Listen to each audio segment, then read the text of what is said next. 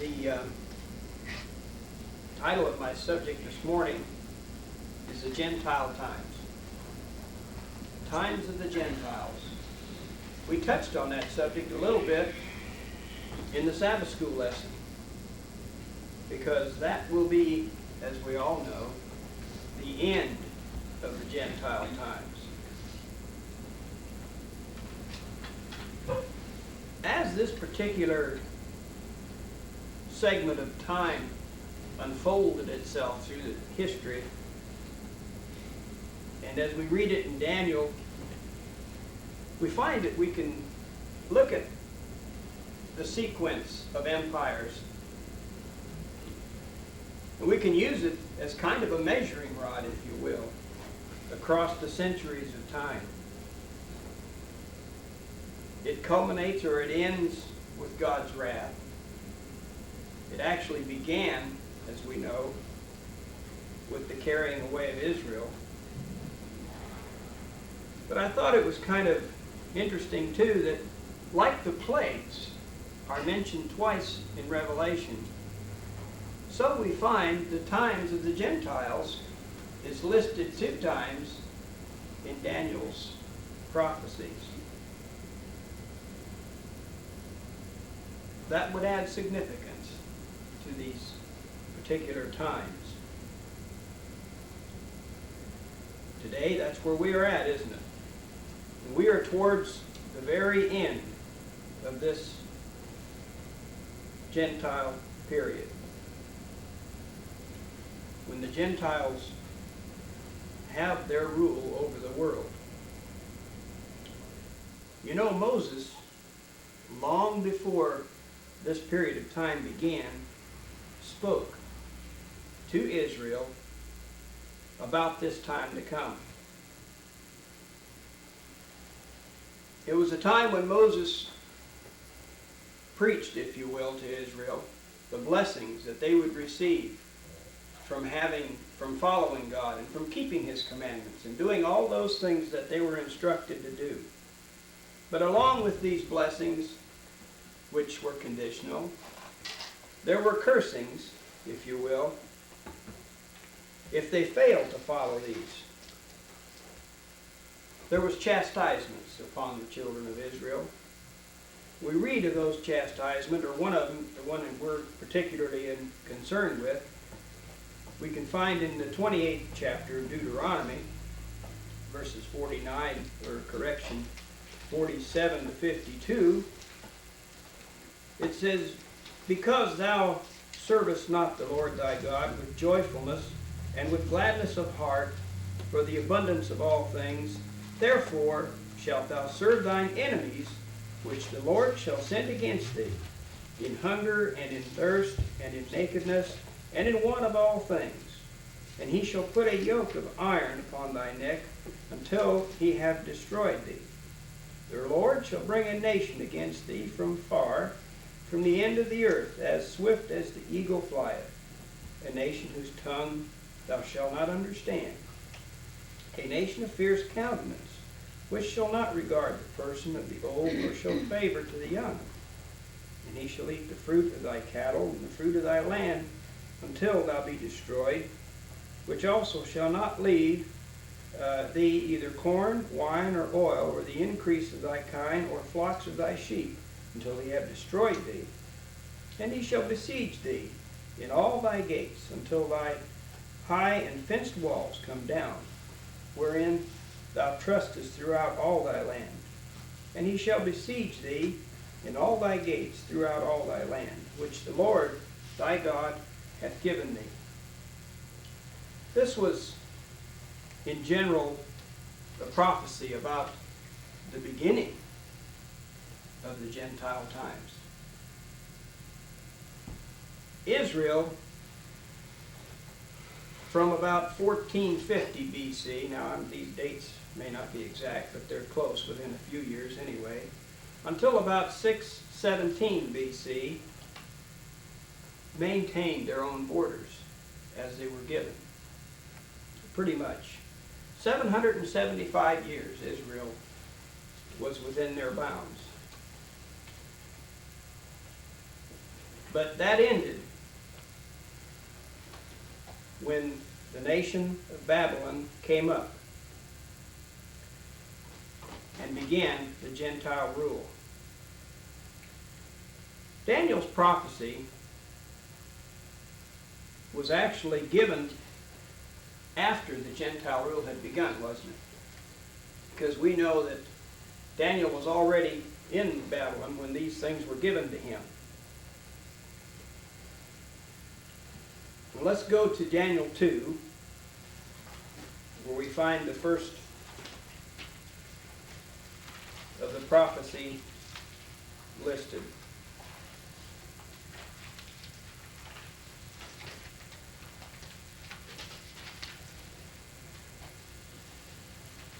We find the four empires listed in an image. This image was given to King Nebuchadnezzar one night, but it was left his memory. But it left him troubled. And without going into reading all the verses, we find that Daniel was given the vision and made known the understanding by God for King Nebuchadnezzar. Before that happened, the king had become so frustrated because he could not get his soothsayers and his magicians and those others that he trusted in for divine guidance to reveal unto him this dream. We know that it became so serious that he threatened all of their lives. But Daniel, thanks be to God, provided him the answer which came from God. And we find Daniel mentions that it was not anything that he did. But as for me, this secret is not revealed to me for any wisdom that I have more than any living, but for their sakes, that shall make known the interpretation to the king, that thou mightest know the thoughts of thy heart. So here we have a situation where now the king was going to be made known this dream that he had forgotten. And Daniel begins in the dream. And he says, Thou, O king, sawest, and behold, a great image. And this great image, whose brightness was excellent, stood before thee, and the form thereof was terrible. That word terrible is not always meaning frightening in a sense of making a person scared, but being just totally awesome. Huge, if you will. Beyond comprehension. The image's head was of fine gold, his breast and his arms of silver, his belly and his thighs of brass, his legs, his feet, his legs of iron, his feet part of iron and part of clay. Now, this is the basic outline of that image that was given to Daniel. And now he makes known the interpretation. And he tells the king in verse 37, Thou, O king, art a king of kings, and the God of heaven hath given thee a kingdom, power, and strength, and glory. And wheresoever the children of men dwell, the beasts of the field and the fowls of the heaven hath he given into thine hand, and hath made thee ruler over them all. Thou art this head of gold. That was the Babylonian Empire, wasn't it? And it began in 677 BC to 538 BC. And I should say that is when it began to rule the world. Before, we know that even at the time of Abraham, Babylon was in existence, wasn't it? And so it had been there for centuries, shall we say, before this particular time took place. Babylon was already there, but God took Babylon and moved it against Israel because of her sins. And God knew the hearts and the minds of Israel, and so he brought this force upon them. And thus he began the times of the Gentiles. Babylon was that first empire. as it began its world dominance. And as we notice, from 677 to 538, as we look back on history, that was not a very long time, really. That was relatively a short period of time.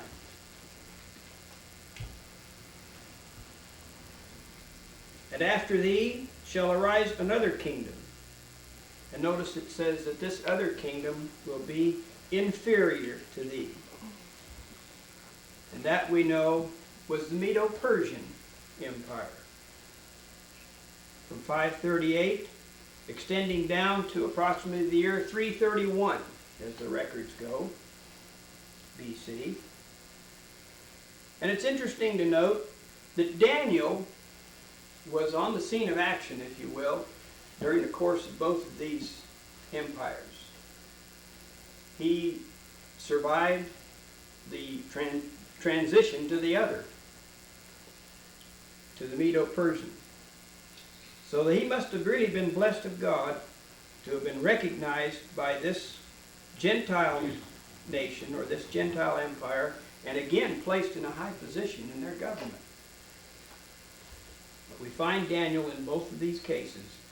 And it was under the Medo-Persian Empire when he received the beasts, as we find in the 7th chapter of Daniel, at a much later date than when this image that we are reading about here in the 2nd chapter was given to Daniel. Also, we notice in the two descriptions that in the 2nd chapter, the Gentile times is listed as a form of an image. And we find in the later time in the 7th chapter, it is brought about in the description of individual beasts themselves.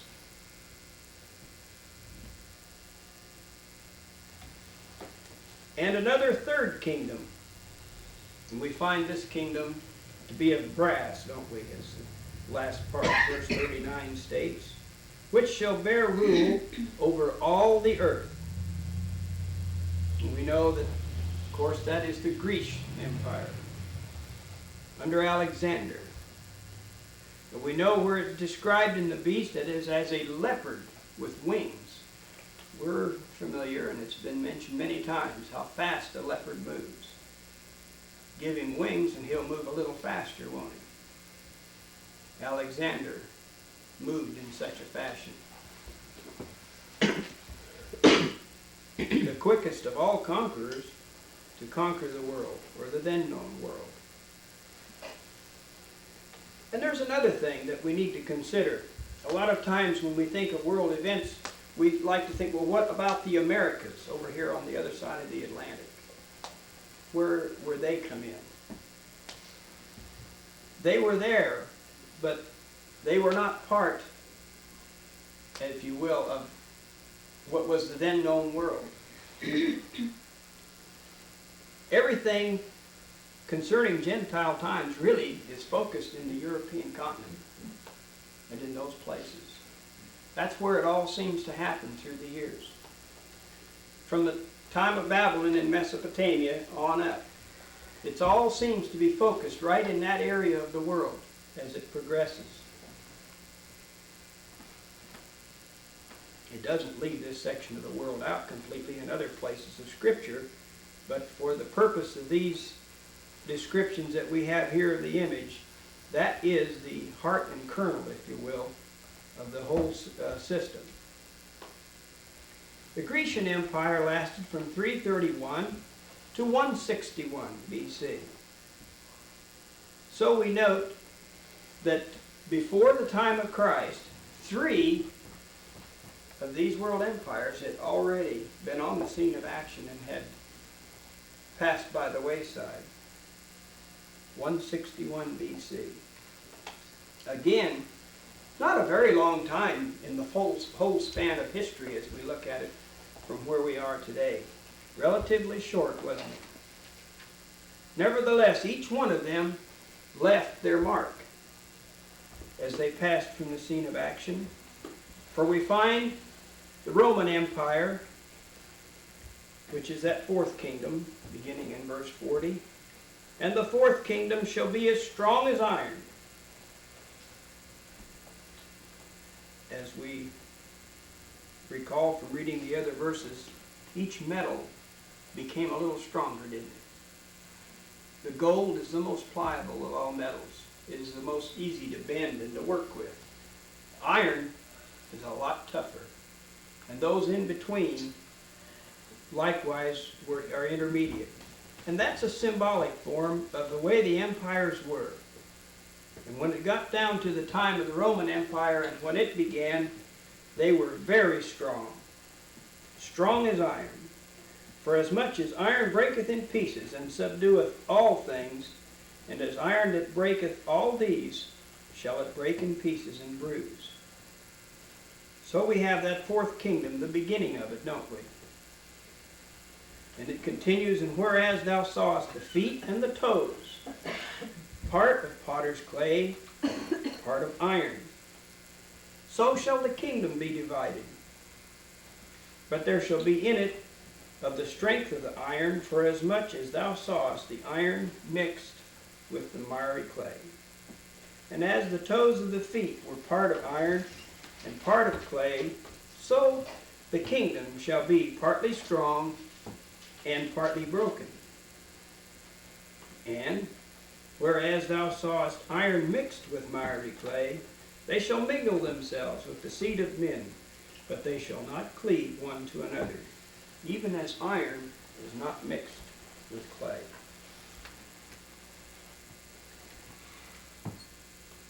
The Roman Empire began in 161, and it actually continues today, doesn't it? You can go to a lot of people and they'll tell you, well, that stopped with the Caesars. Rome is no more. When they left, or when they were defeated, and when that system, if you will, was gone, then that ended the Roman Empire. But did it really end the Roman Empire? No, it didn't. The Bible says it didn't, and we are certain that that is so.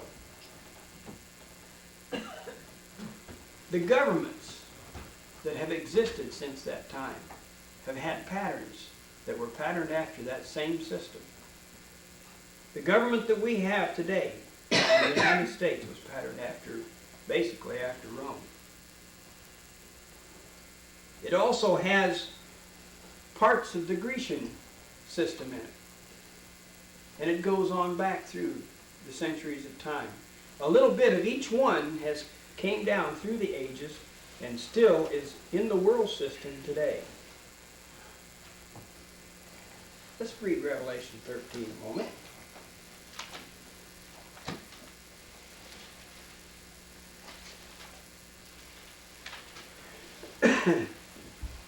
And the beast which I saw, that's again speaking of this empire,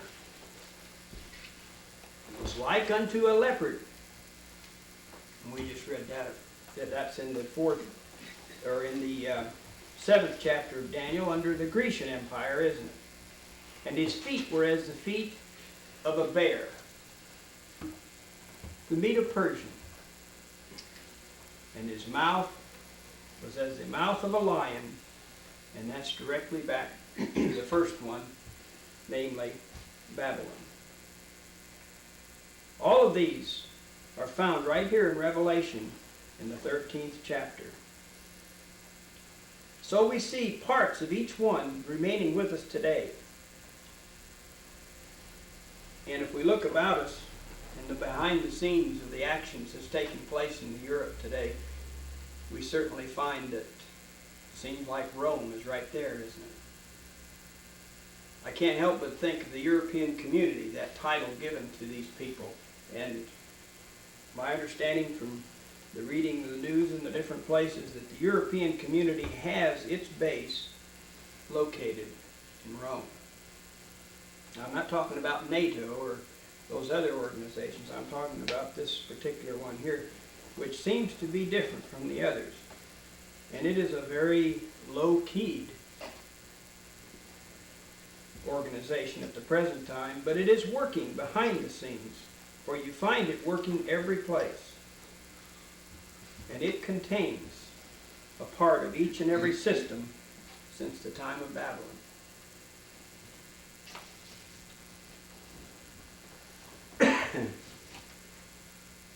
I took and did a little subtracting.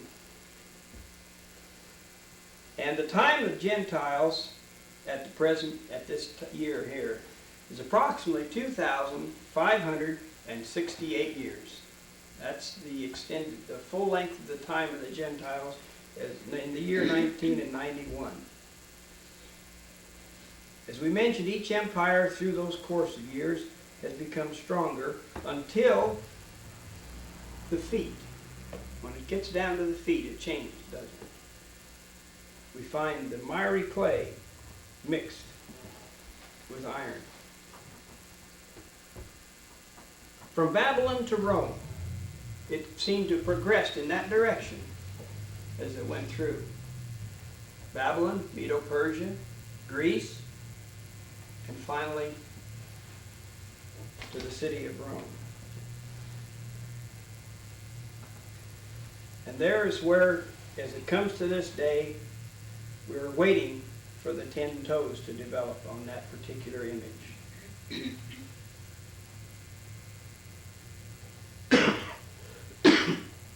Today, the nations in Europe are quickly becoming a force, or the force, to be reckoned with in world affairs. It may not look so much like it right now. The United States does appear on the surface to carry a lot of clout in world affairs. But does it really have the clout? Does it really have what it takes to be a world-dominating force? The real answer is no. Oh, we have a military might, and we can move many soldiers and many men. And we proved that a year ago. But to sustain it, and to maintain it, and to keep it in force for an extended period of time, we couldn't do it. We don't have the economics or the logistics, if you will, to handle it. No, it's all in Europe at this time. It's beginning, it's taking shape. We've read here recently where now the common currency is a very realistic thought. And in many other ways, we find that this is becoming the force in world affairs.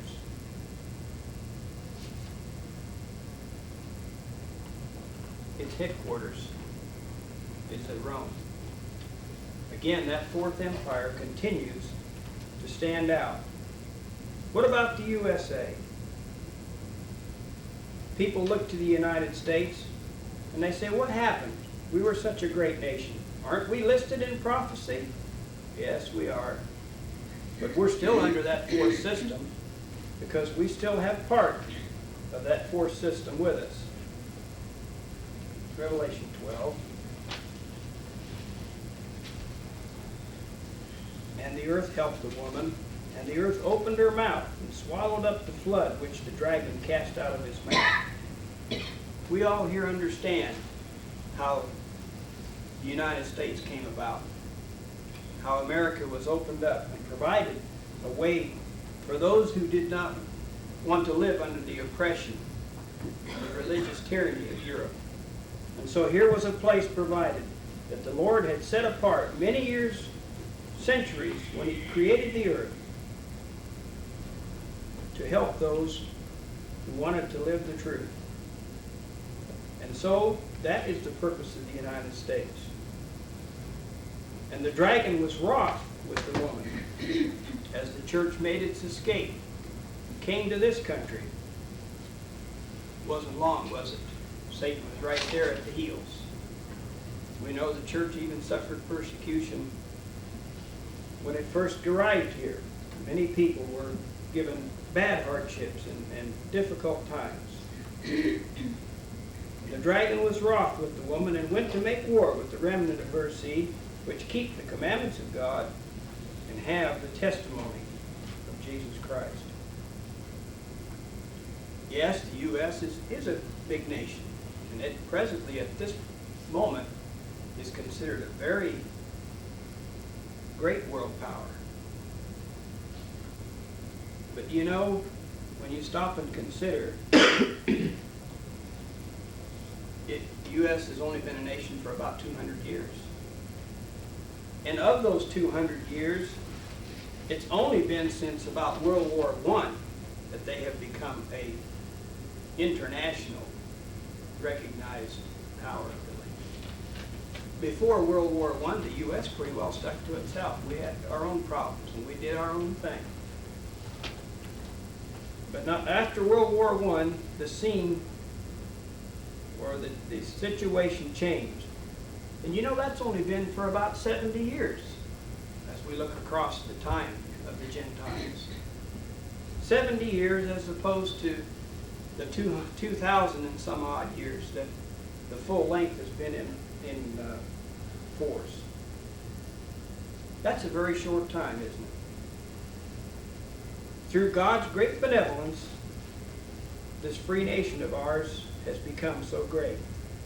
And the reason is because this place was for the printing and the spreading of the message of the Scriptures throughout the world.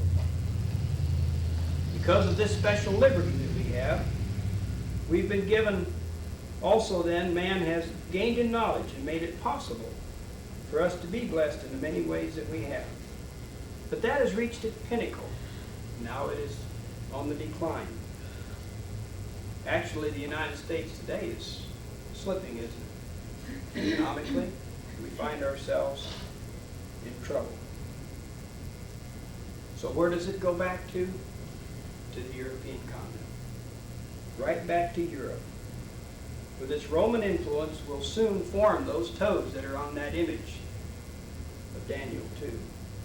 The toes have really not yet been formed, have they? I can't recognize it in the world affairs. I can recognize it as being the feet. We're at the feet, but I don't think the toes have come to the full term yet. I think that's still coming. But as events go, and the way times are now, it could come very quickly, and those toes could take shape.